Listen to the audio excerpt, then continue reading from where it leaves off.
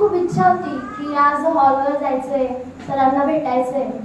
म्हणजे मी भेटणार तर होतीच, पण माझी गुरुपौर्णिमा इतक्या अनएक्सपेक्टेडली साजरी होईल हे मी कधी विचार सुद्धा केला नव्हता.